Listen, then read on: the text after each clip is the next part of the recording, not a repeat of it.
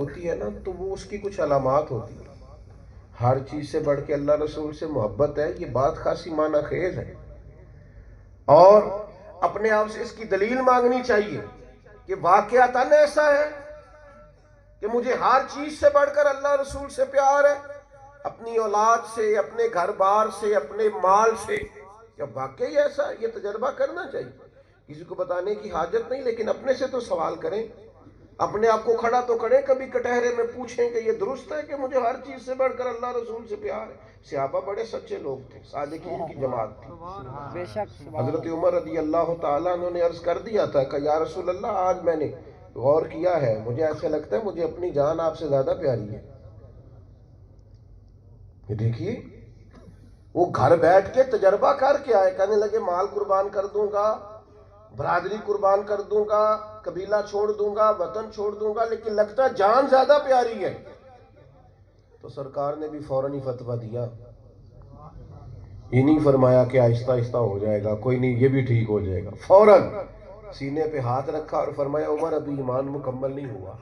سبحان اللہ. شیخ محقق علیہ رحمہ فرماتے ہیں وہ بس حضور کے دستے پاک کا ہی فیض تھا کہ جناب عمر فوراً بولے، عرض کی یا رسول اللہ کرم ہو کہ آپ حکم کریں، میں جان قربان کرنے کو بھی تیار ہوں. فرمایا اب ایمان مکمل ہوا. یہ تجربہ کرنا چاہیے. عجیب بات ہے نا کہ پیار سب سے زیادہ نبی پاک کے ساتھ. میں نے عرض کیا تھا ایک کو کم کر دے، میں کون سا، میں تو بے سرا آدمی ہوں، تو سریلے بندے کو ضرورت ہوتی. بھائی یہ تجربہ کریں، اپنے اوپر غور کریں. یہ خالی کسی کو بتانے سے یا آپ کا ذوق بڑا اچھا ہے اور آپ رو پڑے تھے محفل میں اور کیمرے کی آنکھ نے اسے قید کر لیا، تو یہ کوئی علامات نہیں ہے. یہ تو دل کا معاملہ ہے، خالص میں جانوں یا اللہ رسول جانے. تو اپنے فرمایا چاہتے ہو کہ لذت ایمان نصیب ہو تو پھر ہر چیز سے بڑھ کر حضور سے اور اللہ سے محبت کرو. یہ تجربہ کرنا چاہیے. اور دوسرا فرمایا اگر چاہتے ہو نا ایمان کی لذت نصیب ہو تو جس سے بھی محبت کرو نا اللہ کی رضا کے لیے کرو. سبحان اللہ. یہ ذاتیات کی محبتیں چھوڑ دو، یہ ذاتی مفادات، ہرس، ہوس، لالچ، مفاد پرستی نکل آؤ، ورنہ خشک رہ جائے گی زندگی. نمازیں پڑھنے کے باوجود مزاج میں لذت نہیں آئے گی. لباس سارا دین کا اوڑھ لیا لیکن باطن میں وہ کیفیات پیدا ہو نہیں سکتی.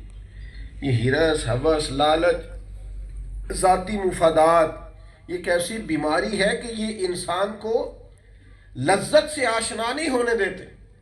فرمایا ہر چیز سے بڑھ کر اللہ رسول سے پیار کرو، اور جس سے بھی محبت کرو نا رب رسول کی رضا کے لیے کرو. سبحان اللہ. اس میں ذاتیات کا مسئلہ نکال دو. اور تیسرا ارشاد فرمایا ایمان لانے کے بعد کفر میں جانا تمہیں اتنا ہی ناپسند ہو جتنا بندے کو آگ کی طرف جانا ناپسند ہوتا. سبحان اللہ. کفر سے، شرک سے تمہیں نفرت ہو، یعنی تمہارا دل گواہی دے کہ اللہ کا شکر ہے جہاں میں ہوں وہاں کوئی نہیں.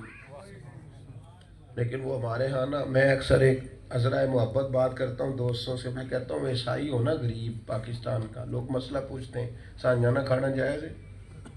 تو جدو امریکہ کا صدر آ جائے ادو بھی کدے کسی مسئلہ پوچھے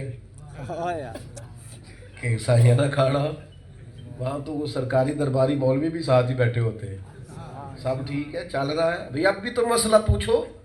اب لوگ مسئلہ نہیں پوچھتے. وہ بھئی نفرت تو کفر سے ہے، نفرت تو شرک سے ہے جو اس بندے کے اندر پایا جاتا. اصل تو ان عقائد اور نظریات سے جو میلے کچیلے اور گدلے ہیں ان سے مسلمان کو تعفن پیدا ہونا چاہیے. لیکن ہمیں جس دن ناز ہونے لگا نا کہ شکر ہے اللہ کا میں مسلمان ہوں. میں نے تھوڑی سی دنیا دیکھی، آپ دنیا میں گھوم کے دیکھیں، دنیاوی طور پر پی ایچ ڈی کی ڈگری ہے بندے کے پاس، کئی ممالک میں کاروبار ہے، اور اسے کامیاب انسان سمجھ کے مختلف دنیا کی یونیورسٹیز کے اندر لیکچر کے لیے بلایا جاتا ہے. لیکن اس کے عقیدے کا یہ عالم ہے کہ وہ جب عبادت کے لیے کھڑا ہوتا ہے تو اپنے ہاتھ سے بنائے ہوئے بت کے سامنے کھڑا ہو جاتا ہے. آپ کیا سمجھتے ہیں کہ کوئی چھوٹی نعمت ہے کہ اللہ نے پیدا ہی اس ماں کی گود میں کیا ہے جو مدینے والے پر درود بھیجنے والی ہے؟ چھوٹی سعادت ہے. تو نبی کریم کی محبت، حضور سے پیار، اور پیار ہو ذوق کی حد تک، یعنی آپ کے پاس ایک مخصوص وقت ہو درود پاک پڑھنے کے لیے، آپ کے کچھ راز نیاز ہوں. یہ محفلوں کی نعتیں بھی بڑی اچھی بات ہے، پر چلے اپنی تجربے کی بات بتاتا ہوں. جتنا مزہ تنہائی میں نعت سننے کا آتا ہے نا، سبحان اللہ. تو ایک محفل میں، اب تو خیر وہ رواج نہیں رہا، پہلے کہتے تھے میں بھی 5 منٹ حاضری لوانی، سفارشی نعت خواں بھی آتے تھے. تو ایک جگہ میں بھی مدعو تھا، تو ایک بچہ میرے پاس بھی آ گیا، کہنے لگا پیر صاحب میں بھی حاضری لوانی. میں کہ کتے؟ کیا بات. کہتا جی سرکار کی بارگاہ میں. تو میں کہ پتر کلے پڑھیں گا تاں بھی لگ جانی. سبحان اللہ. اس کے لیے 2-4 ہزار بندے کی کیا ضرورت ہے؟ اکیلے بھی پڑھو گے تو وہاں حاضری. آپ کا ذوق انوکھا ہو. آپ مجھ سے ناراض نہ ہونا. اب تو لوگ مدینہ شریف جاتے ہیں تو ایک پکچر گھر سے، ایک ایئرپورٹ سے، ایک میں پہنچ گیا ہوں، ایک میں آ گیا ہوں، ایک یہ میرا نمبر ہے کسی نے ملنا ہو. تو آپ تو سرکار کی بارگاہ میں گئے. کہاں ہوش رہتا ہے وہاں جا کے کسی کو کہ وہ کسی اور طرف دیکھے؟ وہاں تو آپ کا ذوق نرالا ہو. یہ تصویریں، یہ سیلفیاں، یہ آنا یہ جانا، یہ کہاں آ گئے؟ نبی کریم صلی اللہ علیہ وسلم کا پیار یہ غالب رہے. سیدہ طیبہ طاہرہ حضرت عائشہ صدیقہ رضی اللہ تعالیٰ عنہ فرماتی ہیں مجھے نہیں پتا تھا کہ لوگ خوشی میں بھی روتے ہیں.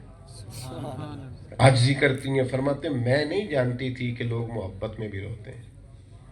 لیکن جس دن ہجرت کی رات تھی نا، اور نبی کریم ہمارے گھر آئے اور حضور نے فرمایا ابو بکر تیار ہو جائیں، آپ کو میرے ساتھ جانا ہے. فرماتی ہیں چھم چھم آنسو نکلے صدیق اکبر کی آنکھوں سے، اور یوں روئے وہ عاشق دا کام ہی رونا توڑا ہے تے بینا روئے نہیں منظوری. عاشق تے سدا ہی روندا رہندا ہے، پاویں وصل ہوئے پاویں دوری. تو کہتی کھل کے روئے. اس دن میں سمجھی کہ لوگ پیار میں بھی رویا کرتے ہیں. اس دن میں سمجھی لوگ خوشی میں بھی رویا کرتے ہیں، ورنہ میں جانتی تھی دکھ میں ہی لوگ روتے ہیں. بھائیو، نبی پاک کے ساتھ کامل وابستگی، کامل پیار، اور پھر ڈھونڈ ڈھونڈ کے سرکار کی اداؤں پر عمل کرنا، نبی پاک کے مقدس طریقے کو اپنانا. نہیں ڈرتا کافر آپ کی بندوقوں سے اور آپ کے گولہ بارود سے. وہ جو آپ کے سینے میں حضور کا پیار ہے نا، وہ ایک جنون ہے، وہ ایک تڑپ ہے، وہ ایک جذبہ ہے، وہ ایک کیفیت ہے. وہ ہے جو کمزور لوگوں کو بھی طاقتور کر دیتی. وہ ہے جو لوگوں کو، میں نے دیکھا ہے شیوخ الحدیث، بڑے